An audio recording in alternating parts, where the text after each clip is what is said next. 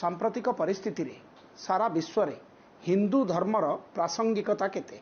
हिंदू धर्म को ही सनातन धर्म कहते हैं, वैदिक धर्म कहते हैं, आर्य धर्म कहते हैं। धर्म का अर्थ क्या होता है? धारणा धर्म।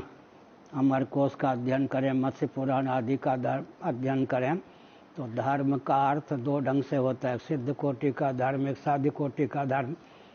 सिद्ध कोटि के धर्म को कहा गया धारणा धर्म। कठोपनिषद में आत्मा या परमात्मा का नाम धर्म है। बौद्धों के यहाँ भी आत्मा का नाम धर्म है। मैं उदाहरण देता हूँ, पृथ्वी के जितने कार्य हैं उनको धारण करने वाली पृथ्वी, उसका नाम धर्म है। पृथ्वी को धारण करने वाले जल का नाम धर्म है। जल को धारण करने वाले अग्नि का नाम धर्म है। अग्नि को धारण करने वाला जो वायु तत्व है उसका नाम धर्म है। वायु को धारण करने वाला आकाश का नाम धर्म है। आकाश को धारण करने वाला बीजावस्थापन अव्यक्त का नाम धर्म है। अव्यक्त को धारण करने वाला परमात्मा या आत्म तत्व का नाम धर्म है। जितने पदार्थ हैं उनमें सत्ता, चित्ता, प्रियता परमात्मा की विद्यमानता से ही है। जो जिनस को विश्वास करूछु, जदि से जिनस को अध्ययन करागला, वैज्ञानिक तथ्य आसिला, सी धर्म पर गोटे संकट हो पारे कि? धर्म पे कोई संकट नहीं है, धर्म को न मानने वालों पे संकट है। तो जिते लोक बाहर आसुचंती आपण पाखर उपदेश नौचंती, सांप्रतिक सरकार आपण पाखर उपदेश नौ नहीं? सरकार की हमें जरूरत नहीं है। सरकार को सरकना हो, हमको न माने। सरकार को अगर अपना प्रभाव दिखाना हो तो उसकी लाचारी है कि यहाँ आकर के मार्गदर्शन ले। हम जो है मान न मान मैं तेरा मेहमान, इस कहावत को चरितार्थ नहीं करना चाहते। सुनिए, सरकार का अर्थ क्या है? राजनीति ना। राजनेता ही तो शासन करते हैं। राजनेता शासन करते हैं, यह बात ठीक है, लेकिन धीरे से मैं बोल रहा हूँ, वो देशी विदेशी कंपनियों को ठेका देने की क्षमता रखते हैं, शासन करने की क्षमता नहीं रखते। भविष्य में जब राजनेता शासन करने की क्षमता, ठेका देने की भी क्षमता नहीं रखेंगे, तब कंपनियां ही शासन करेंगी। तो राजनीतिक क्षेत्र में पतन की पराकाष्ठा है, धर्म का पतन। अच्छा, आपने राजनीति और की बात कही। मनुस्मृति में, महाभारत आदि में राजनीति, राजधर्म, क्षात्र धर्म, दंड नीति, अर्थनीति 5 समानार्थक हैं। धर्म का अतिक्रमण करके राजनीति हो ही नहीं सकती। राजनीति को राजधर्म कहते हैं, उसी को क्षात्र धर्म, क्षत्रियों का धर्म कहते हैं, उसी को दंड नीति कहते हैं, उसी को अर्थनीति कहते हैं। धर्म की सीमा के बाहर राजनीति नहीं हो सकती। पानी है सामने लोटा में, पानी अपने गुणधर्म को त्याग कर दे तो हम प्यासे मरें या नहीं? अन्न अगर अपने गुणधर्म को त्याग कर दे तो हम भूखे मरे या नहीं? आँखा पर अपने गुणधर्म को त्याग कर दे तो हम अंधे हो या ना? कान अगर अपने गुणधर्म का त्याग कर दे तो हम बहरे हो या ना? हम किसी भी वस्तु की सत्ता और उपयोगिता जिस पर निर्भर है उसका नाम धर्म है। धर्म का खंडन कौन कर सकता है? गुरुजी लैपटॉप व्यवहार करुछंती तो आधुनिक विज्ञान युग रे प्राचीन परंपरा आपको मालूम होना चाहिए ये किसकी देन है।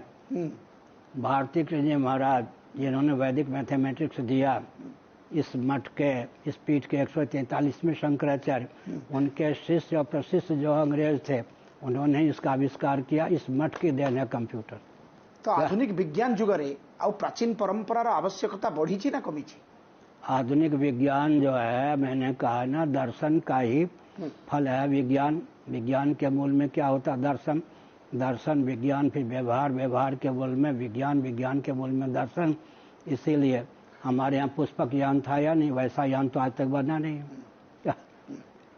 पुष्पक यान जैसा यान तो आजकल नहीं बना, न पेट्रोल न डीजल की आवश्यकता, न उसमें चालक की आवश्यकता, ये सब।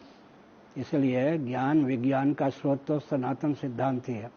शंकराचार्य पीठर स्थापना जो उद्देश्य नहीं की ता साधित होइछि ना राजनीति जो बाधित होइछि? ना बाधित क्यों है? हम लोग दहाड़ रहे हैं, राजनेता ही अपना मुंह छिपा के भगते हैं।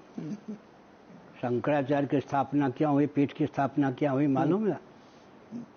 पीठ की स्थापना, हमारा जो उद्देश्य होता है क्या होता है?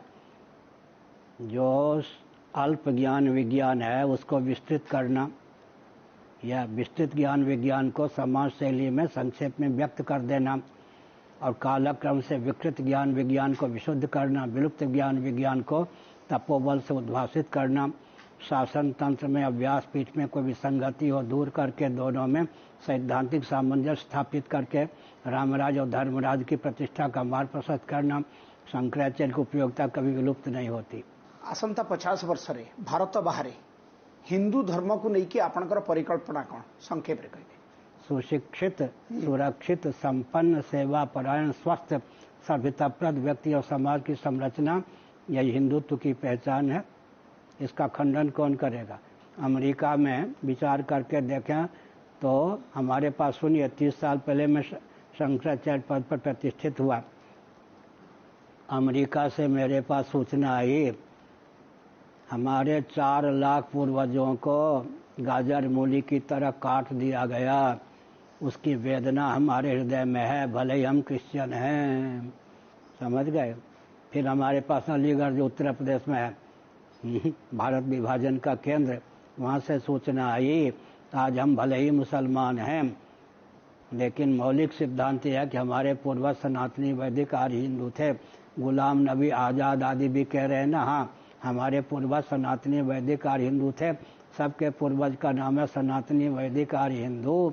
हिंदुओं का सिद्धांत जो है सनातन सिद्धांत है, जिसके आधार पर सृष्टि की रचना होती है, सृष्टि का पालन होता है, सृष्टि का संहार होता है, निग्रह होता है, अनुग्रह होता है। वो हिंदू सिद्धांत जिसके द्वारा शिक्षा, रक्षा, अर्थ और सेवा के प्रकल्प संतुलित रहते हैं, वो हिंदुओं का सिद्धांत। जिसके द्वारा मातृशक्ति का सिर सुरक्षित रहता है, वो हिंदुओं का सिद्धांत। जिसके द्वारा बिना परिवार नियोजन गर्भपात के जनसंख्या संतुलित रहती है, उसका नाम हिंदू सिद्धांत। जिसके द्वारा पृथ्वी, जल, तेज, वायु जो पर्यावरण के स्रोत हैं, ये विकृत होने से बचे रहते हैं, उस सिद्धांत का नाम हिंदू सिद्धांत। उसको छोड़ करके तो कहीं भी प्रगति नामक कोई चीज़ हो नहीं सकती।